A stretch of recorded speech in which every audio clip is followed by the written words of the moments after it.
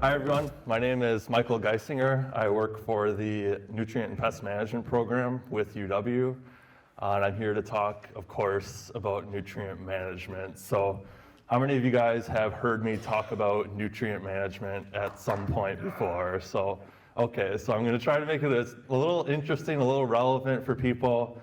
I work across the wide area, the Northwest and Western Wisconsin, and so I sort of go all over talking about nutrient management. And since I know a few of you that are out there, I might pick your brains a little bit during my presentation just to keep things interesting. So let's first define what nutrient management is. So nutrient management is combining on-farm sources of nutrients like manure and legumes with off-farm sources of nutrients like commercial fertilizers in order to meet fertility needs for a crop and optimize our productivity and minimize our environmental impacts. So this is just illustrating that here. We're aiming to minimize our nutrient losses and sort of maximize our on-farm nutrient sources, which we're pretty good at as grazers, right? And then supplement commercial fertilizer, or when I say commercial, I just mean any fertilizer coming from off-farm, whether it's organic or commercial or whatever, composting, supplement that to meet our crop needs. So why nutrient management is kind of the title of my presentation today. And so I break it down kind of into three parts. The first part that I always talk about with people is the primary goal of doing nutrient management is that it's a process and not necessarily an outcome. And so when we do a nutrient management plan, we're aiming just to primarily learn about our farms, right? And so we're figuring out what our soil fertility levels are at, what our crop needs are at, what our stocking rates are. We're sort of just getting all these ducks in a row that's going to help us manage our farm a little bit more efficiently maybe than we have without a nutrient management plan. The second piece is we're optimizing our productivity and minimizing our environmental impact. And so I've discussed with multiple farmers sort of the opportunity to use nutrient management planning as a stepping stone for opportunities to market farm products in a new way. So if you have a nutrient management plan, that's maybe one way of saying, hey, saying to your consumers, hey, I'm doing the work, I'm putting in the work to make your water quality better, to minimize environmental impact, provide habitat for birds and wildlife. So here's why that's a value-added product, and here's my nutrient management plan to kind of prove some of the stuff that I'm doing. And thirdly, and less fun to talk about, is sort of compliance. It's kind of the goal of the state that every farmer in the state would have a nutrient management plan. I think several years ago there was discussions about manure police going around and enforcing this, but there's not really a way of enforcement. Instead, we kind of look at nutrient management planning more as a best management practice now, more than a compliance thing. So there is a compliance piece that if you're stocked at more than one animal unit per acre, or if you commercially apply any fertility, you are technically required to have a nutrient management plan. Again, no enforcement. And again, it's just the best management practice too. So I mentioned three reasons why to have a nutrient management plan, but I kind of want to hit the crux for all of you. Okay, why does this matter to talk about right now with this group of people? What's relevant? What can I take away from it? And I think that's what this slide is kind of aiming to do. So it's hard to farm in a blindfold, right? So when we're making decisions on our farm, those decisions are based on information and data, and the quality of the information and data that we have to base those decisions on will affect how good those decisions actually are for our farm's outcome, our profitability, our productivity, all of those things. And so it's hard to farm in a blindfold, and doing nutrient management planning can kind of help, make the scales fall from our eyes in a few ways to sort of see what's happening on our farm, understand the dynamics a little bit more, and sort of dial in what that plan looks like. So I'm going to chat a little bit about, I broke nutrient management planning into three pieces to try and simplify it a little bit and just make it a little bit easier to grasp, and then we can do a deep dive into more information in the future if there's an opportunity. But the three pieces I want to talk about of nutrient management planning today are: first, soil sampling and analysis, which Steve talked about a little bit during his presentation. Second, pH considerations, which Steve talked a little bit in his presentation. And then NPK fertility recommendations. So I'm not going to delve into the sulfur, calcium, boron, micronutrient world a whole lot during this presentation, because I'm more focused on what's the baseline? Where do we start? What's the information that I need to sort of catalyze that process? So first, we have a few different goals of a good soil testing program when we're sampling our soils for fertility, right? When we soil test, we're getting a snapshot of what the current soil fertility levels are for that pasture or field or whatever we're soil testing. Those soil test results are going to tell us whether or not a fertility application or manure supplementation or bale grazing or something is likely to provide us a positive response. And so we can monitor our nutrient changes over time as well using soil testing. So for soil testing like every 3 or 4 years, for example, we can figure out, paddock number 10 is sort of going up in phosphorus. Maybe I want to focus on bale grazing in paddock 7 this year or something like that. And then lastly, it helps us gain an understanding of variability over our field and farm. Oftentimes variability that has existed on that farm for maybe longer than we've even been on that property. And so helps us understand some of those dynamics. So soil sampling procedure, it's kind of the basic, right? When you're soil sampling, you want to get an accurate representation of your field or pasture or management zone, whatever you're using. Using a soil probe is preferable to using something like a spade and inserting that to a depth of about 6 inches.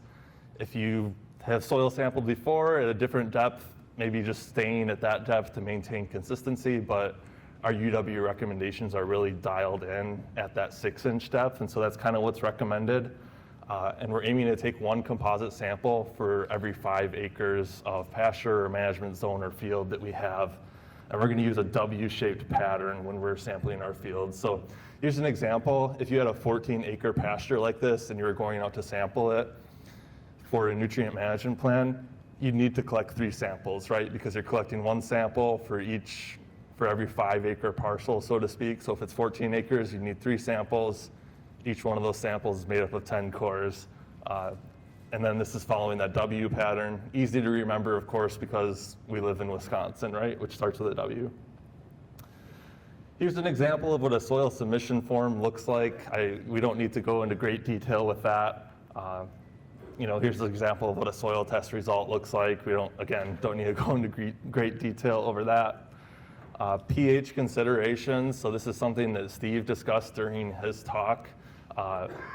Whenever we have opportunities to adjust pH, like if we're renovating a pasture or we're just starting seeding our pasture or something like that, that's that opportunity to incorporate that lime, whether it's dolomitic lime or whatever liming agent you have access to. So that's like the optimum time to adjust pH.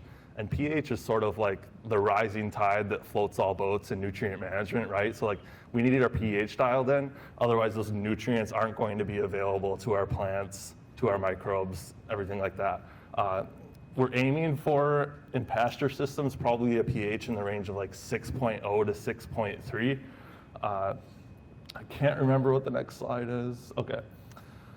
So I just chatted about all these things, but why do you think we're aiming for a pH of 6.0 to 6.3 in pastures when in a crop like corn or something like that, we might aim for a pH of lower or like 5.5? Does anybody have any ideas or have heard me talk about it before? Breyer has an idea. It has to do with the legumes, right? What is it about the legume, though? Is it just the fact that it's a legume, or is there something happening with legumes? And so when we optimize our pH for legumes like alfalfa's pH recommendation is like 6.8, it's actually advantageous and economical to maintain the pH at that level because that's optimizing the nitrogen fixation that will happen by the microbes that are living in forage legumes in particular. So like soybean is kind of a legume too, but it operates and functions a little bit differently than a forage legume would. The bacteria strain that we're working with in our forage legumes demands that higher pH level because it really optimizes its productivity and nitrogen fixation, between that 6.0 to 6.5 or 7 range, depending on the legume, right? 6.3 is a nice balance for like a grass legume pasture, for example. Okay. Here, this graph is, I have some handouts too of like how to do this stuff a little bit. It's kind of like a worksheet. I only have like 5 of them, but if you want something just to like sit down with and like work through and like have me check your answers or email me and help you with that, I'm definitely down to do that. I have a few of them over here on this table. I'm happy to send you them over email too, so feel free to reach out. But just at a high level, like our organic matter results from our soil test that we talked about doing is going to be that primary determinant of what nitrogen application is needed on our pastures, right? And so on this graph, that's basically explaining that. Most of our organic matter is probably going to fall in that 2.0 to 9.9 range. Maybe on some of the sandier soils, it'll run below that 2.0 range. And so that's kind of the category we'd be looking at. And a lot of our pastures are probably going to fall under this pasture that has like maybe greater than 30% legumes and the rest of it's grass.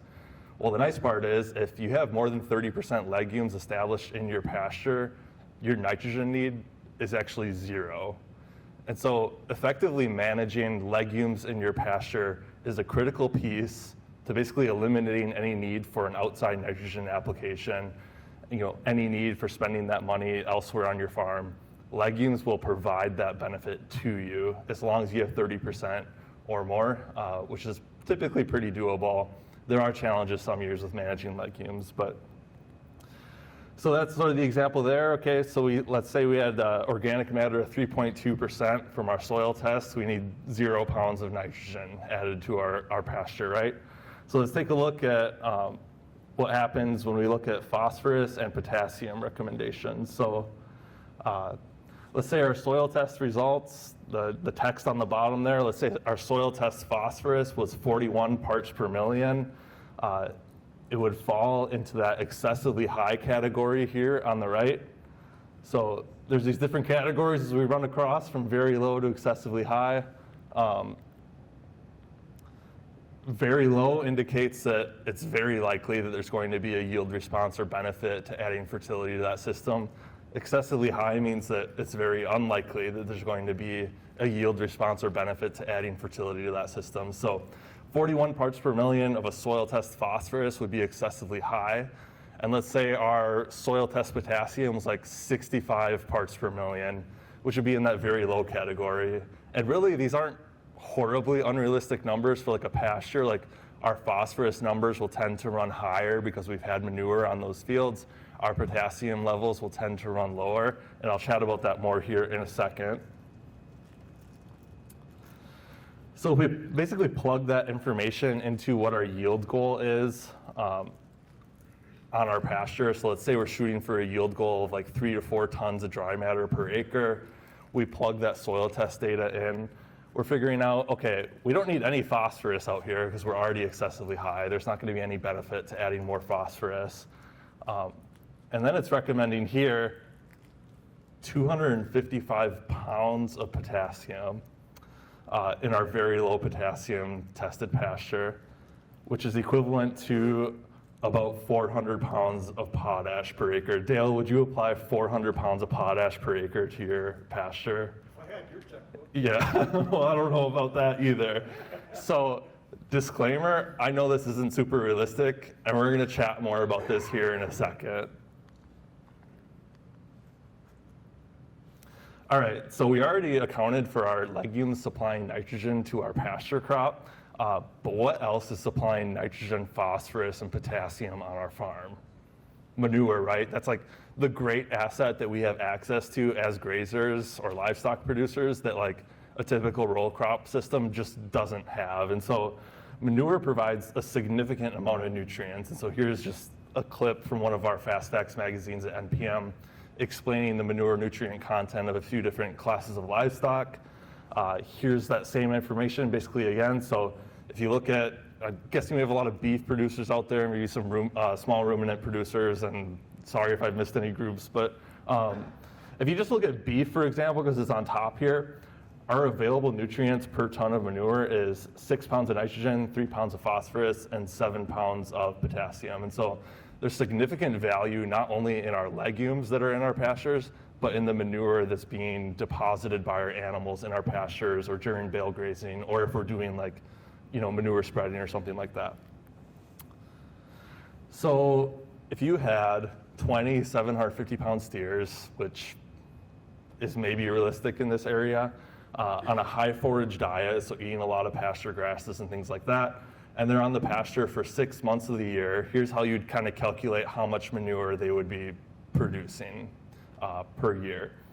So you have those 20 750-pound steers. It doesn't seem like they're producing that much manure every day, right? But you add all 6 months of that together, and you have almost 112 tons per acre, or not per acre, you have almost 112 tons of manure being produced by those livestock over 6 months. So there's a significant amount of nutrients that are being produced here. So just to put that into context, that manure that those 20 steers produce for 6 months is going to provide a value of about 670 pounds of nitrogen, 330 pounds of phosphorus, and 781 pounds of potassium.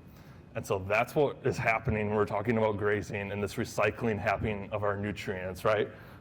So on a 20-acre pasture, if you were to divvy that information up, that would be like applying 33 pounds of nitrogen, 17 pounds of phosphorus, and 39 pounds of potassium as a K2O product. And so there's a significant amount of fertility going on from our manure, from our animals. Even if it doesn't seem like you have that many animals, there is a fertility benefit there. But let's jump back because I said I would. So why on earth, Michael, are the potassium recommendations that high at UW? Well, there's a couple different things happening here. So the example I used was unrealistic, but that was intentional because it might be unrealistic, but it's probably not uncommon to run into like a very low potassium soil test level on your fields as grazers. Potassium is probably the most limiting nutrient in most legume grass pasture mixes, right? And I'll chat more about that here in a second. What else is happening with potassium? Well, large amounts of it get removed in comparison to a nutrient like phosphorus with products like forage, meat, milk, wool, eggs, things that you're selling off farms. Like there's a lot of potassium that's sort of moving with that. That's going to change the soil test potassium over time. And soil test potassium tends to change very quickly in comparison to a nutrient like phosphorus, which is why it's often missed when we're doing our fertility planning.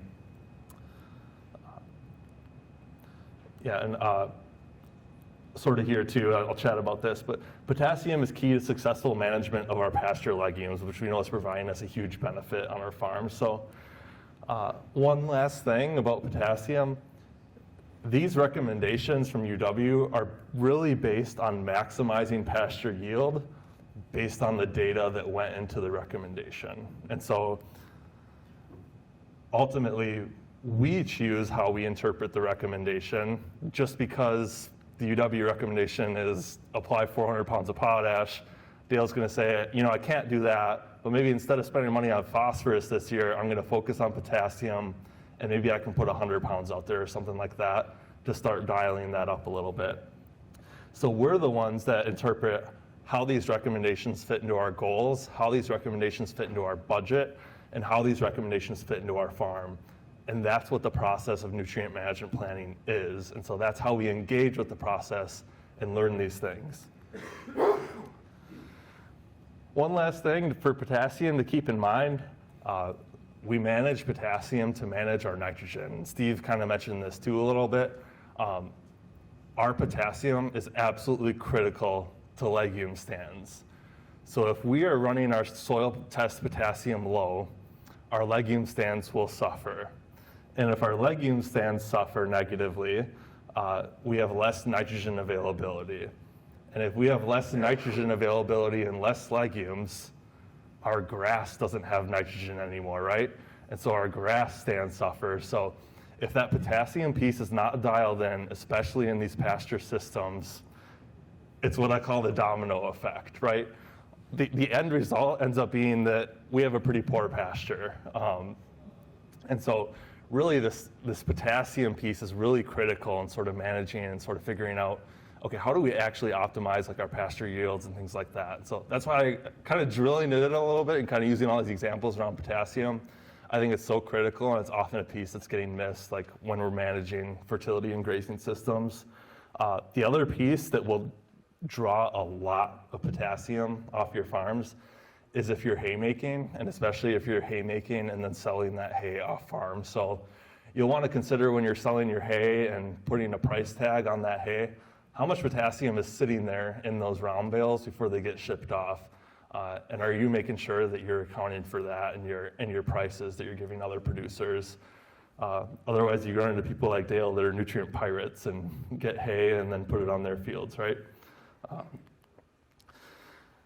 So here, just to circle things back, our goals of nutrient management are really learning about your farm, optimizing your productivity, minimizing environmental impacts, and then sort of secondarily to all of that is you're maintaining compliance or whatever, if that's helpful. And I think it is important, but there's so many other benefits to doing nutrient management planning that really that probably shouldn't be the focus or motivation for any of us to be doing it.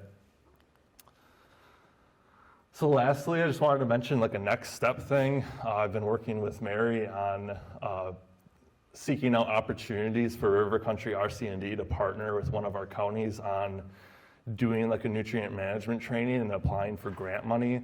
That grant money could be used to like help you guys pay for soil sampling, give you guys a stipend to go through the training, So there's like, as much as I've shared today, there's like a way more in-depth training. I know a few of you have kind of gone through it. It's gonna be better next year.